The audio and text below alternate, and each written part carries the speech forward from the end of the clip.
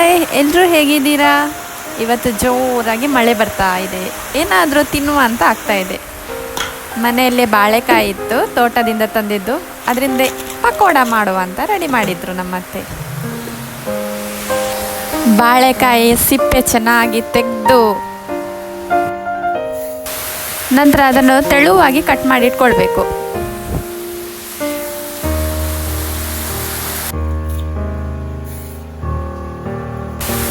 ಸೈಡಲ್ಲಿ ಅದಕ್ಕೆ ಬೇಕಾದ ಪದಾರ್ಥಗಳನ್ನು ಮೊದಲೇ ಮಿಕ್ಸ್ ಮಾಡಿ ಇಟ್ಟಿದ್ದಾರೆ. ಕಡಲೆಪುಡಿ, ಮೆಣಸಿನ ಪುಡಿ, ಸ್ವಲ್ಪ ರುಚಿಗೆ ತಕ್ಕಷ್ಟು ಉಪ್ಪು, ಸ್ವಲ್ಪ ಜೀರಿಗೆ ಹಾಕಿ ಅದಕ್ಕೆ ಸ್ವಲ್ಪ ನೀರಲ್ಲಿ ಕಲಸಿ ಮೊದಲೇ ಇಟ್ಟಿದ್ದಾರೆ ಸೈಡಲ್ಲಿ.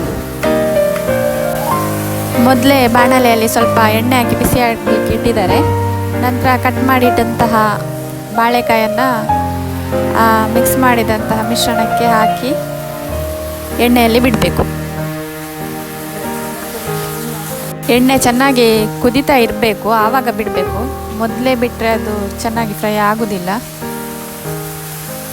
ಇವಾಗ ನೋಡಿ, ಚೆನ್ನಾಗಿ ಎಣ್ಣೆ ಸಹ ಕುದಿದಿದೆ, ಬಾಳೆಕಾಯಿ ಕೂಡ ಚೆನ್ನಾಗಿ ಫ್ರೈ ಆಗ್ತಿದೆ.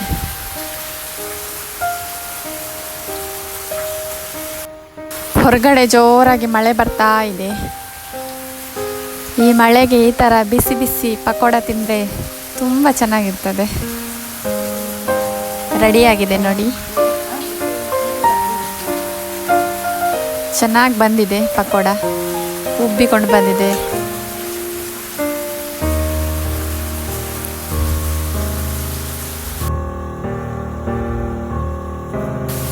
ಬಾಳೆಕಾಯಿ ಪಕೋಡ ಈಗ ರೆಡಿ ಆಯಿತು ನೋಡಿ, ಎಷ್ಟು ಚೆನ್ನಾಗಿ ಬಂದಿದೆ. ಬಿಸಿ ಬಿಸಿ ಚಹಾದೊಂದಿಗೆ ಬಿಸಿ ಬಿಸಿ ಪಕೋಡ ಈ ಮಳೆಗೆ ತಿನ್ನಲಿಕ್ಕೆ ರೆಡಿ ಆಯಿತು. ನಮ್ಮ ಚಾನಲ್ನ ಸಬ್ಸ್ಕ್ರೈಬ್ ಮಾಡೋದಿದ್ರೆ ಇವಾಗಲೇ ಸಬ್ಸ್ಕ್ರೈಬ್ ಮಾಡಿ, ಲೈಕ್ ಮಾಡಿ, ಶೇರ್ ಮಾಡಿ ಅಂತ ಹೇಳ್ತಾ ಎಲ್ರಿಗೂ ಶುಭವಾಗಲಿ. ಬಾಯ್ ಬಾಯ್.